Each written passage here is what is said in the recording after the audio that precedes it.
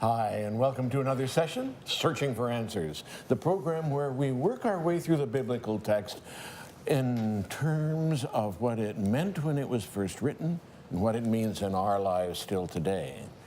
We're in the Epistle to the Hebrews, asking ourselves the question, what does it mean to walk by faith? And we're right in the middle of that famous faith chapter. So get your Bibles, if you can line up several versions, all the better. Whatever language and translation works best for you, and we'll get started. Participating on our panel discussion this evening, Dr. Bernard Taylor, Old Testament scholar who does a lot of work in the New Testament as well. We're particularly grateful for his help with the linguistic issues, and Dr. William Johnson, New Testament scholar who has devoted much of his study and life to this famous piece of the New Testament, the Epistle to the Hebrews. Joining us this time, Pastor Beverly Maravilla on the pastoral staff of the La Sierra University Church in Family Ministries, and Dr. Leo Ranzelin, a New Testament scholar on the Faculty of Religion in the School of Religion. He's Associate Dean of that school. We're glad all four of you are with us, and we'll get right into it. So, Dr. Ranzelin, catch us up a little bit where we are in this chapter 11 of Hebrews and carry us forward. Okay, our author has kind of gone through some of these luminaries, these all-stars of Israel's scriptures. He's spoken about the ancients, those faithful persons that acted in a faithful fashion prior to the flood. And then he spoke about Abraham and his descendants. And now he's come to Moses. And do recall that he spoke about Moses way back in chapter 3. And in a comparison with Jesus, he noted that Moses was a faithful servant over the house of God. But Jesus, with the status of son, was just as faithful over the house of God. And now you might think, well, he wasn't as impressed with Moses as you might think. But no, he's come back to Moses. And he has some awfully nice things to say about Moses here. So beginning with verse 23, we read, by faith, Moses, when he was born, he was hidden for 3 months by his parents, because they saw that he was a beautiful child, and they were not afraid of the edict of the king.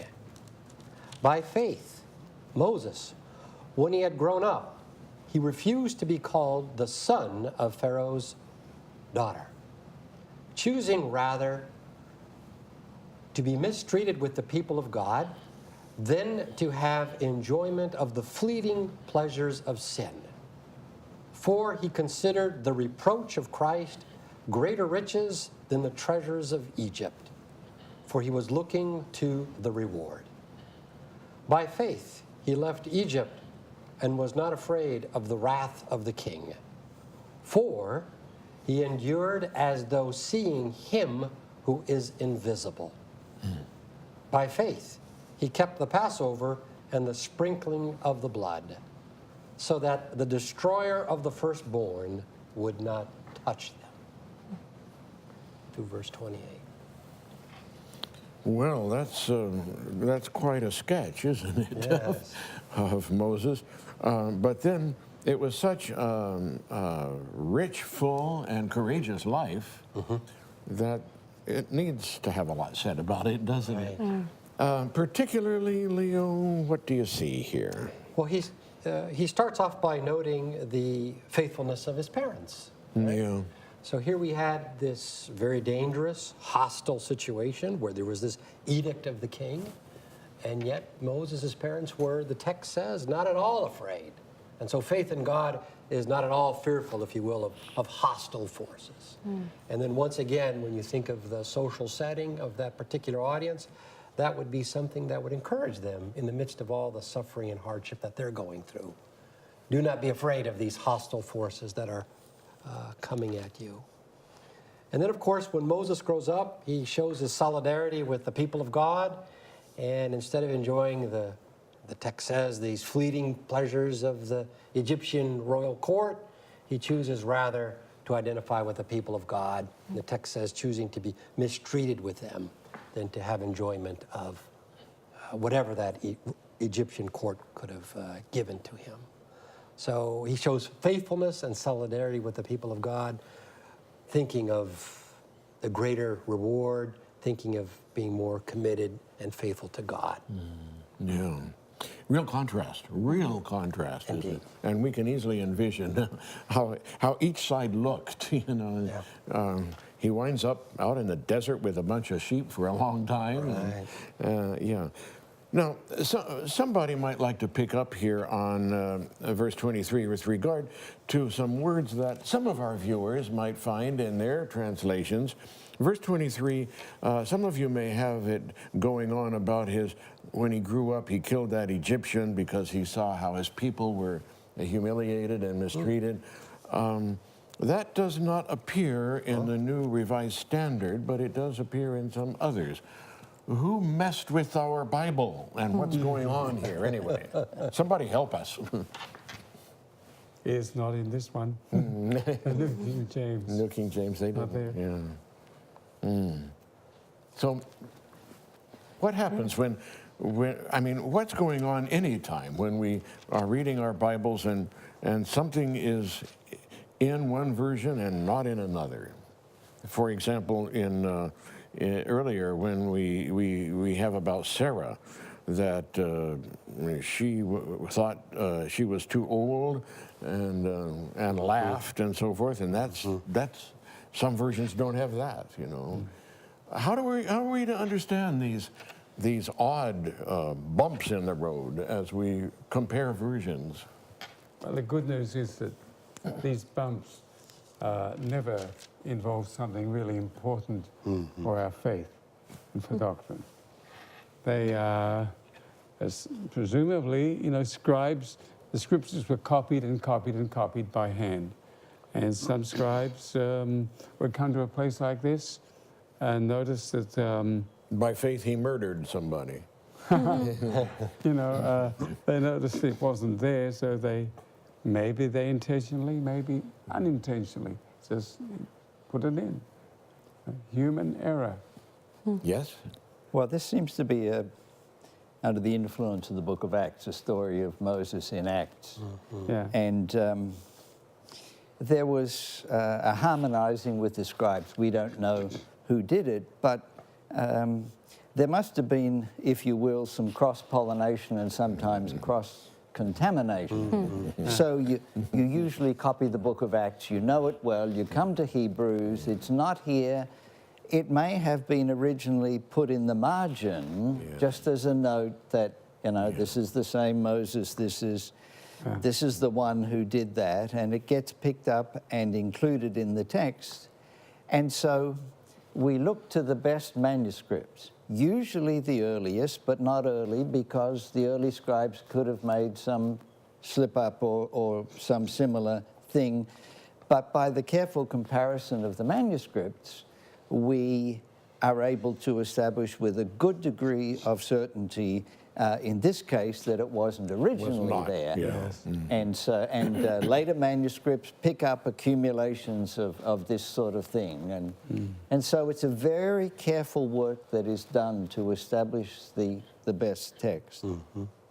So I think bottom line is when we have a version that obviously is based on the best research that can be done in the early manuscripts, particularly the earlier ones, we should take that as you say, Bill, interesting sometimes, helpful sometimes, but not apparently necessary for salvation one way or the other. Is a typical typical situation. You know, there's a large number of manuscripts that we're dealing with. The text of the New Testament in particular, you know, we have great resources, and many of the manuscripts are quite old, and others are not as old, but you know, and some people give their life to this, you know, take some criticism, and they're very careful and very serious about it, and they weigh the evidence, you know, pro and con, and so we can be, you know, quite sure. I'm very confident in the text that we have. Now that's helpful, I think, to our viewers who. While we're in verse 23, if I may. By faith, Moses was hidden by his parents for 3 months because they saw that the child was beautiful. What's the force of this? You know, if he'd been ugly, it would have been destroyed. And there are at least 3 words for good in Greek, but this particular one is distinctive. As we've said before, the apostle here in Hebrews quotes from the Greek translation. And here we are in Egypt, and the Septuagint, the Greek translation, was made in Egypt, in Alexandria in Egypt. And so here is Moses being adapted, if you will, or being adopted by that community. And so they use the word, I believe it's artaios, but it relates to cities. Athens was in Rome, the beautiful city. In Egypt, it was Alexandria. And this is an adjective, and so it's an urbanite. It is somebody well-bred. The Latin equivalent is urbanus. And by the choice of this word, it indicates that the marks were present at birth, that Moses was the sort of person who had the qualities to be at home in the court. And so this would not be lost on the readers here, that Moses had those hallmarks of good breeding and showed early signs that he would be a match for the king of Egypt. And in fact, he was. And as it goes on to say, he was not afraid. Yeah, that's interesting, isn't it? But, you know, so he would be an asset to the abbey, so to speak, and it would have been natural to fit if he had chosen. Yeah. That is such a good insight. No, it's new to me. Good to have you back on the panel. Thank you. But, John, Thank you. I can't help noticing 24 through 26, where you see what Moses leaves, what he goes through. And I think of the readers of this letter, of this homily. You know, some of them have lost everything. Some have been thrown into jail. They've been plundered, looted, and now more persecution seemingly on the way. So here is someone who in a different context altogether has sort of been through that. And I think it's interesting that he gives so much space, I mean, comparatively to Moses, more than to the others. Because I think this, in particular, hits home to the situation of the readers. So, And if you don't mind me adding to that, Yes. I think if you look at the stigma and humiliation that Moses goes through here, right? Choosing rather to be with the reproach of Christ, to suffer for the cause of Christ.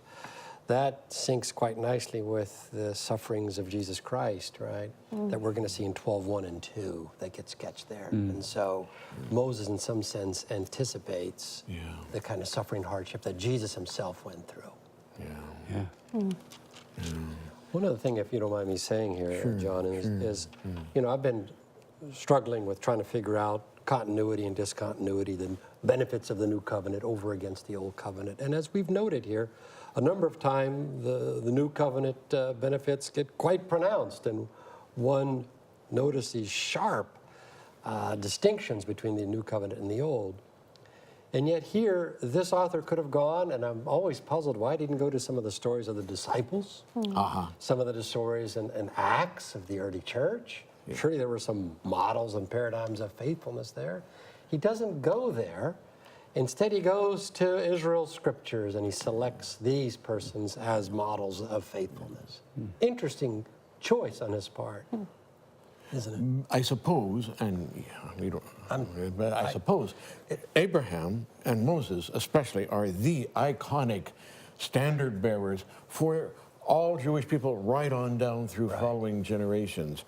You've got to get them in as foundational to the story, don't you? But part of me is like, what happened to Peter and Paul and John? You know? But no, you're right. It's Moses and Abraham. Well, it's the epistle written to the Hebrews. Whatever that turns out to mean. Well, Beverly, this is not an easy choice, is it? And it's not a neutral one, because the pleasures of this world, as they're called here, or of Egypt, are visible. I mean, my goodness, you can see the court, you can see the riches, you can see the pleasures and comforts and so forth. Whereas the other side is an invisible side. You cannot put them side by side on the same footing, because the heavenly way is an invisible way to earthly eyes, isn't it? Where does that leave us today? I have been thinking about that as we're we're really good at measuring ourselves. I think we're often really goal-oriented people. I know that I am, and so sometimes the more tangible something is, it feels more real. And I think oftentimes, we're in this place, and even talking about faith, and so it kind of fascinating, because as we kind of look at the pattern that Jesus modeled, it was still something that was tangible. And I think, I'm looking back at, the story of Moses and going, okay, we get these commandments for life and solidarity with, the Holy One. And when Jesus talks about these commandments, it's love God, love people, and one seems to be untangible. Where is the Holy One? And yet the tangible nature, being the people, or the community that's around us. So I've been wondering how it is that we stay away from creating this faith by works that we're often talking about, not going into, okay, this is what we can do, stay away from this or not do that. And wondering how do we actually do that, especially nowadays? And I've been thinking about it as far as, a little bit of what you said, Moses' parents having this foundation of a God who is consistently present and finding what is good. And I was wondering, okay, how can we understand that maybe as Christians that are looking at the life of Jesus and the actions, because Jesus was very active and he spoke a lot of words, but he did a lot of things, and sometimes the things that he did, maybe had no words to go with it. So a little bit of that, I think, maybe forcing us to think of the foundation of our values will actually dictate the way that our life unfolds, and maybe that those tangible things, sometimes we work it in reverse and we go, what are the things that we have to do? And then we wonder if that's supposed to dictate our faith or our hope or our understanding, versus maybe the reverse. Who are we? Where do we belong? What is the foundation of our story? Maybe we take from this, we need to go back to our ancestral faith. Maybe we need to go back to Moses and Abraham and go, where do we come from? And that actually creates the identity by which then we unfold in our life, because our life is tangible, right? Like, you have to get in your car and you have to go to work. And that's not a thing that you can just imagine. Like, you can't sit at home and go, I'm going to go to work today. And it just can't sit in the imaginary. In the same way that when we're doing life in our community and we're saying we have these values, even the practice of being in a religious community, right? You can't sit at home and go, I have these values and I belong to this church, and never become present in these spaces. So for me, that has been kind of fascinating. How is it that what we call our faith and this underlying invisible nature actually really does dictate, and it unfolds in the very physical nature of our lives, and we are very physical beings. So 90% of our life is experienced in physical nature, right? That's how we do make our decisions, isn't it? Yeah, well, I think you've described the situation well. Yeah. This is all about walking by faith, finally. Right. How do you do that? Well, here are a few examples, right? And anybody else want to? And just to elaborate what Beverly has so nicely said, to me, perhaps the verse that encapsulates what you just said is 27b. Yeah. Because here he speaks of Moses, for he endured as though seeing him who is invisible. Yeah. How does one endure, remain faithful, so convicted of the unseen, the hoped for realities? I want that. right? But my life, my world is, right, the physical world, Yeah. the empirical world. I want to have this kind of faith where I can somehow, the invisible is just as real as the visible. Yeah, what is life if we only go by what we see and the material? I mean, that's real and it's important. A lot of it's wonderful and a lot of it's ugly. But seems to me the better part of our lives is what we don't see, don't see now. Okay? So, you know, right on in 11:1, Yeah. where he started us off, remember the two elements. Yeah. One was seeing the invisible, faith sees the invisible, Yeah. and then faith looks toward the future. Yeah. It's sort of, it lives by promise, not by hope, but by promise, the promise of God. So hope becomes promise. So over and over these two elements Yeah. emerge. And you know, I think of my life, how easy to become a shallow person. You know, so many people. I mean, Thanksgiving is coming, wonderful. What do they think of? Black Friday. You know, Oh dear. some people getting up at midnight to get the bargains. You know, Right. and I think this wonderful, wonderful day, Thanksgiving. Yeah. And yet, you know, the shallowness of life. And it's so easy to be sucked into that orbit, Right. Yeah. which I want to resist with every fiber of my being. Yeah, right. So he's looking ahead. We're told, verse 26, he's looking ahead. Right. Yeah. And it's not, as you say, some kind of tentative hope, or it is indeed a focus. Right? Yeah. Right. Now, isn't this intriguing now, the language we have in verse 23 and in 27? We read in 23, Moses was hidden by his parents because they were not afraid. Now, I would have expected it to say, because they were afraid of the Yeah. king's edict, right? And yet when we come to verse 27, by faith, he left Egypt not afraid of the king's anger. In other words, it looks like there's a real attempt here to say, with regard to both Moses' parents and Moses himself when he's of age, they're not wimping out. You know, this is not, I mean, he's 40 years in Sinai Desert, but it's not just to somehow run away and hide. The early church encountered that question and had to struggle with it quite a bit. What do we do under the threat of persecution and even martyrdom? What is asked of us? Yeah. And there were many church members, pastors, bishops, we read about, who did withdraw. They did step back and get into the shadows a little. And I think that the church had to wrestle with that question. And so I think these verses may be intended at the readers of the whole letter with reference particularly to what's to come in chapter 12. Exactly.